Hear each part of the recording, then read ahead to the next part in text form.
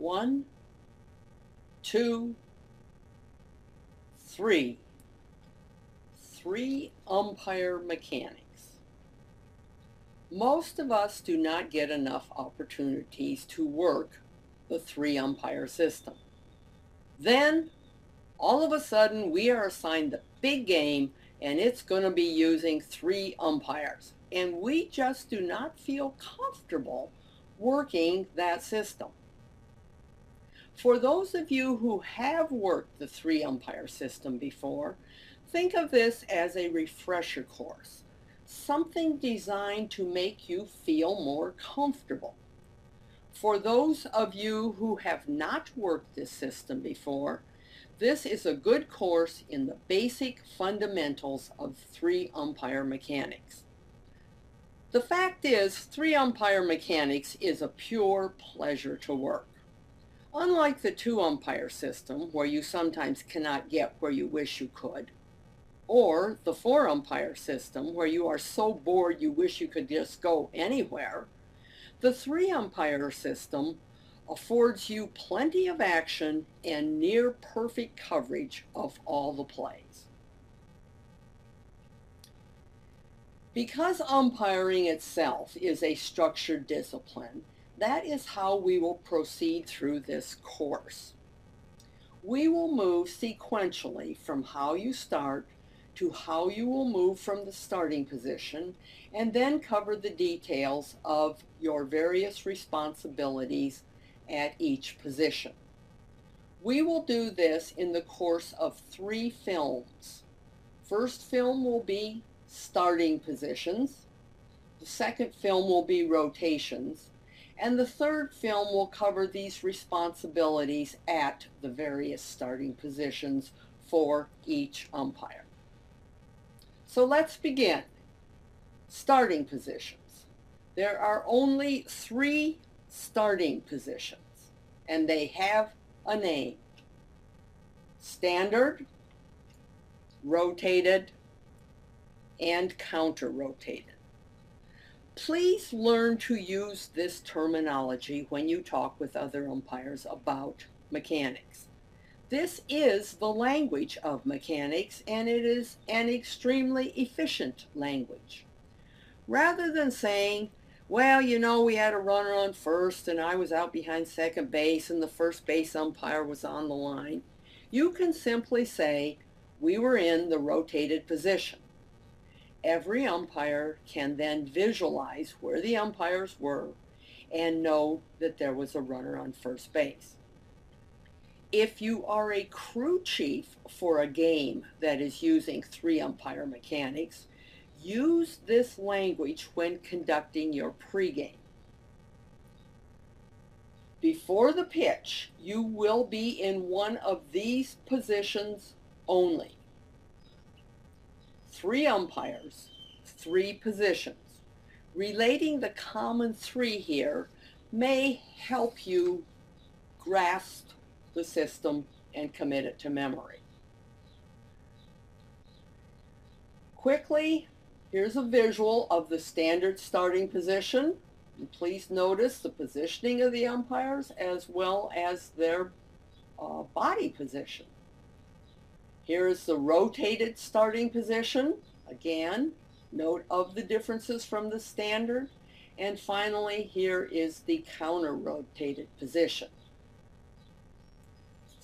These 3 positions are the only positions you will ever be in before a pitch in the 3 umpire system. Let's look at each one of these individually and in detail. When in the standard starting position, there are only 2 times that you will use it. That means 2 different runner configurations will be the only time you will use the standard starting position. The first one is when there are no runners on base, and the other one is when there is a runner on third base only. So in the standard starting position with no one on base, the first base umpire is on the line And you'll notice he is completely in foul territory. He is not straddling the line. He is approximately 18 to 21 feet down the line, and he is in an upright standing position and will be required to walk with the pitch or step to a set with the pitch. Our third base umpire is on the line, again, completely in foul territory, approximately 18 to 21 feet down the line, and he too is in a standing upright position and will be expected to walk with the pitch or step to a set with the pitch. And our plate umpire, well, he's at home plate. Here is the standard starting position with a runner on third. You'll notice we have now a runner on third base here. Our first base umpire, he has changed a bit. He's still on the line. He's still completely in foul territory. He is still approximately 18 to 21 feet down the line, but he is in a set position. And that is because we have runners on base. Umpires will always be in a set position when there are runners on base. Now our third base umpire, he has changed in more ways. He is still on the line, completely in foul territory, but he has moved his position up to 10 to 12 feet. He has moved there because 10 to 12 feet is a good tag play depth. And his next potential play on a non-batted ball is a pickoff on the runner at third. Pickoffs happen extremely quickly, so he wants to be at tag play depth. He does not want to have to waste several steps moving into tag play depth. If he begins at tag play depth, he affords himself the opportunity to adjust to the actual dynamics of the play developing in front of him. And of course, he too is in a set position because there are runners on base. And our home plate umpire, again, is at home plate. Moving now to the rotated starting position. There is only one runner configuration when umpires will be in the rotated starting position, and that is with a runner on first base only. Here's our runner on first base, and now we'll see where our umpires are. Our first base umpire on the line, he is moved up to 10 to 12 feet to be at tag play depth because he has the possibility of a pickoff play at first base, and he is in a set position. Now our third base umpire, he has moved quite dramatically. He has moved off the line. He is now in the infield. He is straight out from second base and is approximately 10 to 12 feet. He too wants to be at this calling depth of 10 to 12 feet because his next potential play on a non-batted ball would be a steal at second, which is a tag play. He is in a set position, and notice please that he is squared to the plate. He is squared to the plate for the perception of being focused on the plate should the plate umpire need to come to him with a checked swing request. If he was facing, say, the third base dugout or a little over towards the first base dugout watching that runner, it would appear that he was not paying attention at the plate when the home plate umpire came to him with a check swing request. If he needs to look elsewhere on the diamond, then he simply turns his head. But umpires set on the bases should always be squared to the plate. Let's move now to the counter-rotated umpiring position. In the counter-rotated, as you may have guessed, since we only have 3 starting positions, The counter-rotated position is used in any other runner configuration besides nobody on, runner on third only, and runner on first only. So in other words, we are in the counter-rotated umpiring position when we have a runner on second only, when we have runners on first and second, when we have runners on first and third, second and third, or when bases are loaded.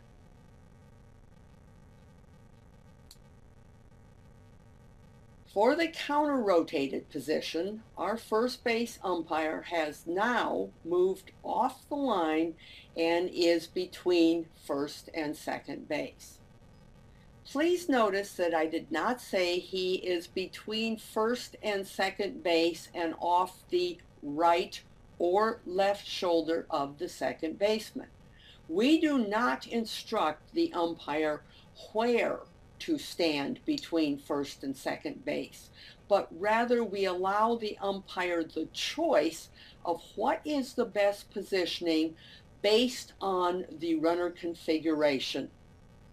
Say he had a runner on second only. He may choose to be a little closer to second because of the potential of a pickoff at second. But let's say maybe he had just a runner on first and third. Well, the runner at third would not be his responsibility, so his only responsibility would be the runner on first. In this case, he may want to move a little closer to first so he can be ready and achieve a good position for the pickoff at first base while still being ahead of the runner in case she would steal second base. Now notice here too that we say he should be 10 to 12 feet from the baseline, and the baseline of course is a straight line between the bases. You're probably thinking, well, how can I get 10 to 12 feet behind the baseline if the second baseman is, say, 15 feet behind the baseline? Well, you can't. You'll notice that we say here, if possible. You must be behind the infielder. Why do umpires need to be behind an infielder when starting in the infield? Well, that is because if we are behind the infielder, we can never be held accountable for umpire interference. If a batted ball would hit us, it would have already passed an infielder and we would not be liable for umpire interference. So yes, our first base umpire must start behind the second baseman, but we are suggesting to get as close to her as possible, and notice you can be, as close as an arm's length. If you're bothering her, she will let you know and you can give her a space of a couple more feet. But try to, if at all possible, to set up as close to the baseline as possible, thus saving yourself those extra steps when you need to call a pickoff play or a steal. And of course you will be in a set position because when in the counter-rotated position, our first base umpire will have runner leaving before the pitch is released responsibilities, and we always want to be in a set position in order to see that as clearly as possible. Our third base umpire now is back on the line, completely in foul territory, and he too is at approximately 10 to 12 feet, a tag play depth, because whether he has a runner on third or not, he will have either the potential pickoff responsibilities or the possibility of a runner stealing third, and he wants to be at tag play depth since both of those are tag plays, and he wants to be in a set position. So there are our three starting positions. Let's review. If you are doing this in a group, just holler out your answers. If you are sitting in front of your computer watching this by yourself, just holler out your answer. I'll give a little time after each question before giving the answer. How many starting positions are there? 3. Remember, 3 umpires, 3 starting positions. What are these starting positions called? Standard, the rotated, and the counter-rotated. And remember, we are going to use this terminology when we talk about 3 umpire mechanics. Here are 3 quick, brief visuals of the 3 starting positions: the standard, the rotated, and the counter-rotated. In the standard starting position, what are the 2 runner configurations that you use this standard starting position in? Nobody on. You notice the umpires are on the line and they're standing up. And with a runner on third only. Umpires are still on the line, but they have now gone to a set position. What is the only runner configuration where you would use the rotated starting position? Runner on first base only. What are the 5 situations where you would start in the counter-rotated position? Runner on second only, runner on first and second, first and third, second and third, and bases loaded. Obviously, any other time except nobody on, runner on third only, and runner on first only. Now let's visit some fundamentals. These are basic umpiring fundamentals that do not change no matter what umpire system we are working. I have alluded to these as we talked about the starting position, but I want to make sure all of us have a firm grasp of what they are. An umpire position. We have 2 positions for the umpire. One is standing upright. This would be when no one is on base. You are expected to walk with the pitch as the pitcher delivers it, or step to a set. This walk is not a deliberate commitment to any direction. It is simply a loosening up. You may tie it actually to your responsibilities. As a base umpire, we are required to watch the pitcher's feet. So you may start your first step, and it could be just a baby step, as the pitcher begins her windup. And then when that foot lands, the pitcher would be releasing the ball, and you could then shift your eyes into the home plate, arriving before the ball and seeing what the batter does, because you always have check swing responsibilities.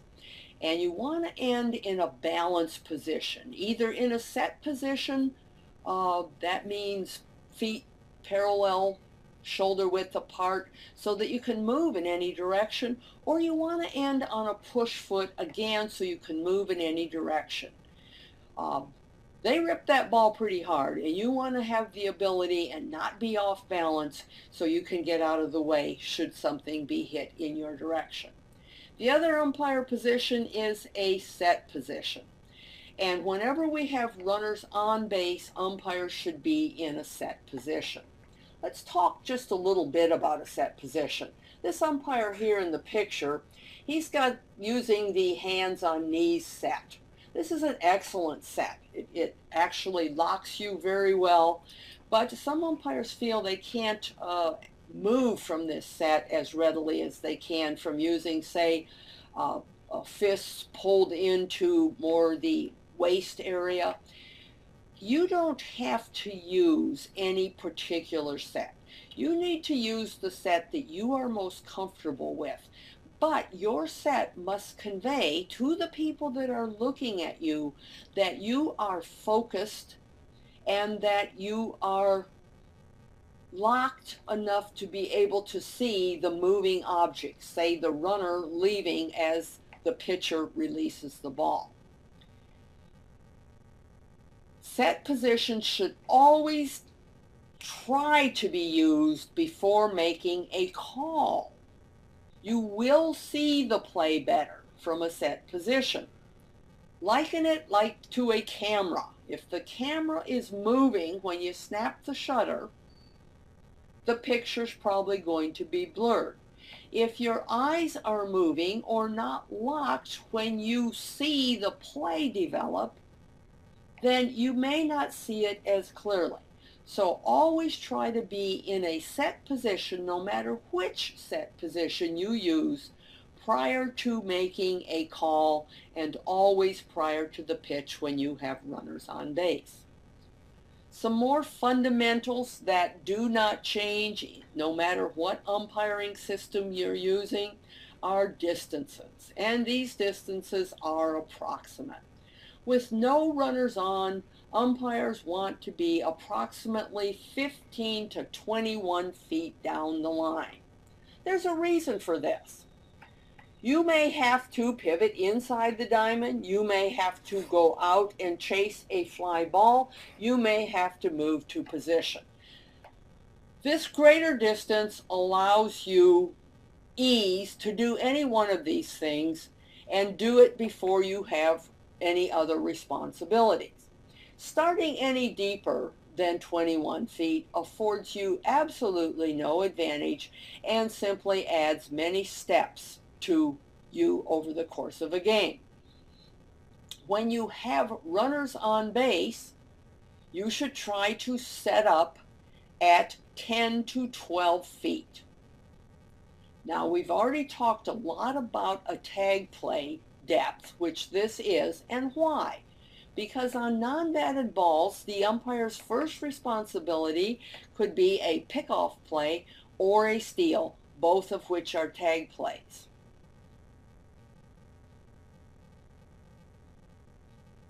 But think of this, which we haven't really talked about, is with using, let me get this straight here. There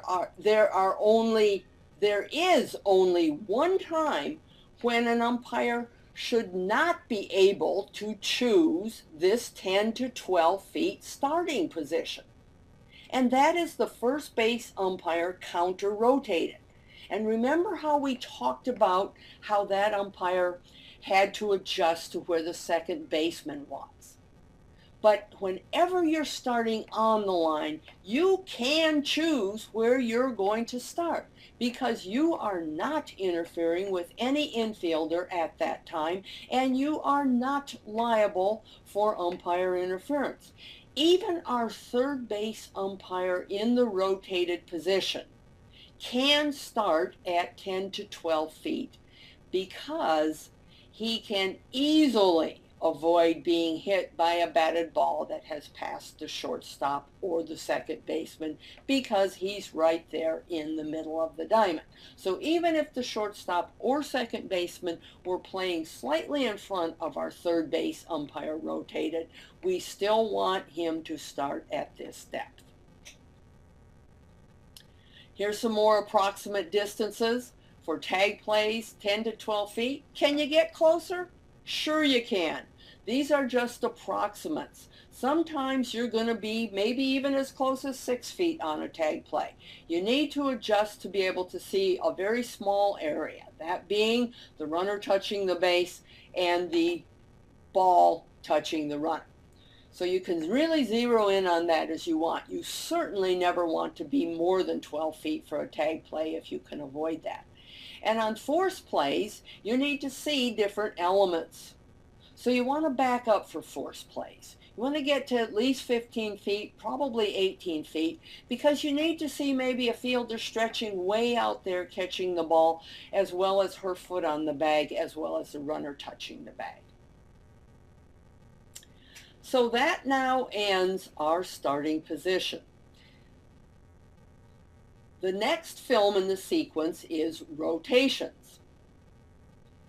This ends the first film in this series of 3 films on 3-umpire mechanics. If you are watching these films in a group, you might want to take some time now to field any questions concerning the starting positions.